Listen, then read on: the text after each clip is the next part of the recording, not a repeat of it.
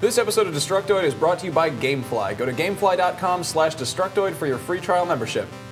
Coming up on Destructoid, LA Noire is all about making faces. Activision says you'll never be a jukebox hero. Cave Story is getting a makeover for the 3DS, and Requiem for Mass Effect 3. Also, Halo 5. All this and more coming up on Destructoid.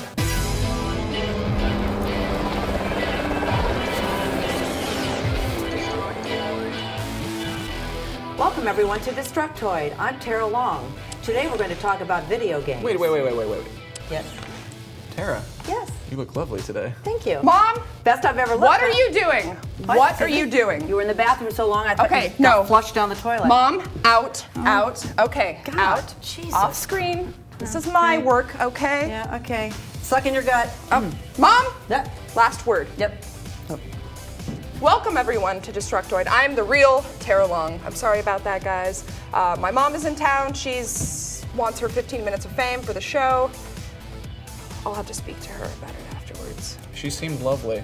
Why are you still here again? Let's start the show. Told you so.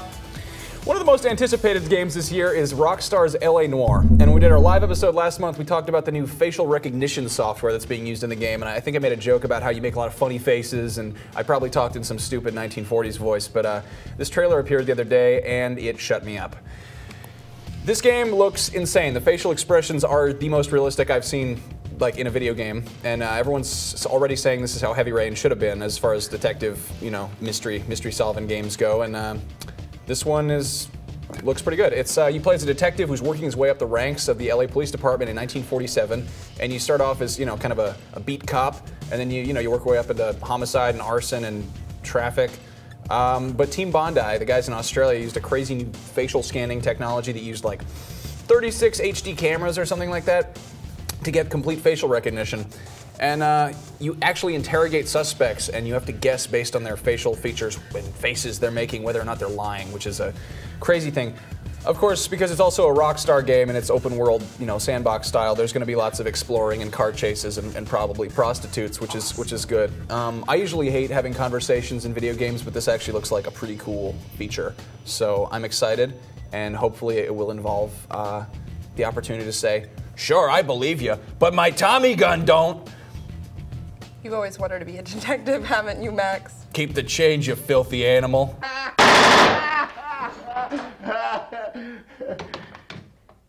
Keep the change, you filthy animal. Who doesn't want to be a detective? Everyone does. Yeah. Well, you know who doesn't? Rock stars. Speaking of rock stars, it's my great displeasure to announce that Activision is pulling the plug on Guitar Hero.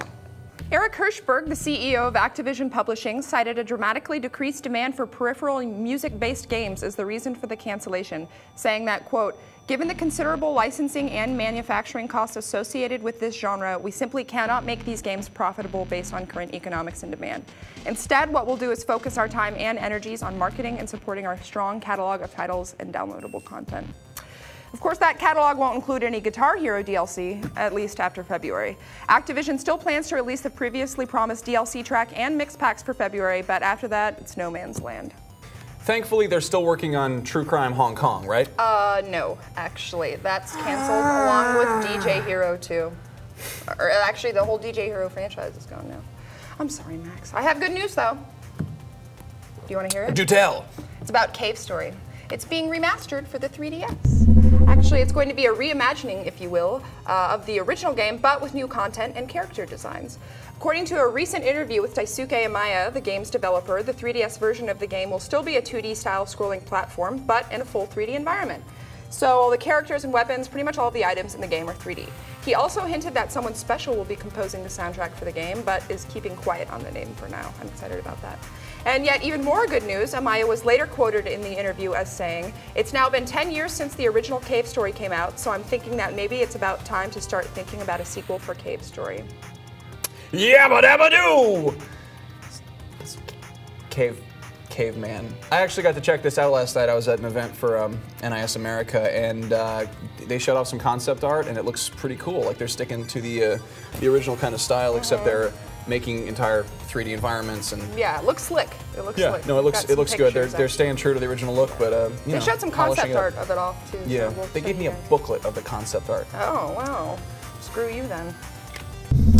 Speaking of music and video games, it was recently announced that Mass Effect 3 would be scored by Clint Mansell, who, if you're unfamiliar, that guy. Requiem for a Dream, among other things like, you know, Pi and Smokin' Aces and The Wrestler, and my personal favorite, Definitely Maybe. His resume might not quite be Hans Zimmer's, but you know, he's got some chops. And in a recent interview, he was talking about the differences between scoring a game and scoring a movie, stating that you have to figure out an overall symphony, but be able to break it down into component parts. You can bring the pain when required.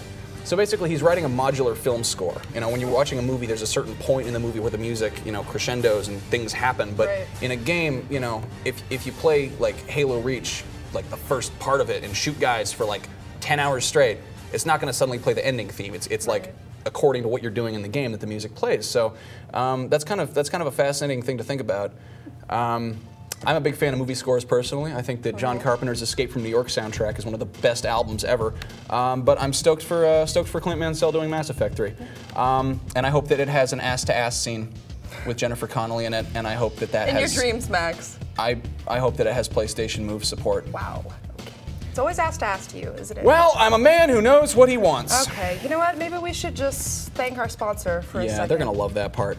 Gamefly is the largest online video game rental service and offers you a choice from over 1,000 new and classic titles across all consoles and handhelds. They are also the perfect sponsor for our show because we talk about video games on a almost daily basis. And unless you own a video game store, there's really no way you can afford them all. So the solution is Gamefly. Plans start at $15.95 a month, and members can rent 1 to 4 games at a time and keep them for as long as they like. There are no late fees or due dates, and shipping is always free. Once you finish playing a game, just send it back and get the next available game on your list. Or if you really like the game, you can go to their website and keep it, and it's yours for a discounted price, and they'll send you the box and the pamphlets and things like that. It's perfect. I was a little skeptical of Dead Space 2 before it came out, so I had Gamefly send it out, and it scares the jeepers out of me, so I might have sent that one back. But go try it out for free. You get a 15-day free trial, and everyone supports the show. If you go to gamefly.com/Destructoid, and it's fun. It's fun. We like just go for video. It's video games. It's video games because video games. The vidges. Okay. And back to the news. There's a new Spyro game coming out, and some cute little animal toys to match. Oh. Very adorable. Activision is releasing a new line of Spyro toys that supposedly interacts with the new Spyro game, Skylanders: Spyro's Adventure, through the toy itself. So the toy acts as a character in a way. You put it on a little stand while you play, and then all of your data is saved to the toy, so you can play on your friends' games if you have your toy with you. So it's kind of like a memory card in that sense. There's 31 toys available total, and they all have unique special abilities. So if you're a fan of Spyro, you might want to pick that up. Or if you just like small, cute, cuddly things. I don't know if they're cuddly, actually. I don't know if they're plushies. I don't know if they even know about the Spyro. But speaking of old franchises, I've got some good news for Zelda fans out there. A guy named Xfixium has remade the classic Game Boy Zelda game Link's Awakening for the PC, and he did it using RPG Maker 2003 and a big pile of sprites from Link to the Past. Link's Awakening is one of my favorite Zelda games, and it's really cool to see an update. And I would really love to see a remake of Link to the Past using Ocarina of Time graphics, but I don't know if that's going to happen anytime soon. The link is in the info for the video, so go check it out before Nintendo sends off a cease and desist letter to the site that's hosting it, and you know, then you have to go and trade a Yoshi doll for a ribbon, for some dog food, for some bananas to get a copy of it. And other franchise news, it turns out that Halo 5 might exist somewhere. During a British news report at Microsoft's headquarters in Redmond, Washington, cameras caught a quick glimpse of what appears to be the logo for Halo 5, and we don't know anything much about that like at all. It's just a logo. So it's time for some baseless conjecture and rumor mongering. Yay! When will it be out? Halo Reach was the last Bungie Halo title, so who's developing it, and what happened to Halo 4?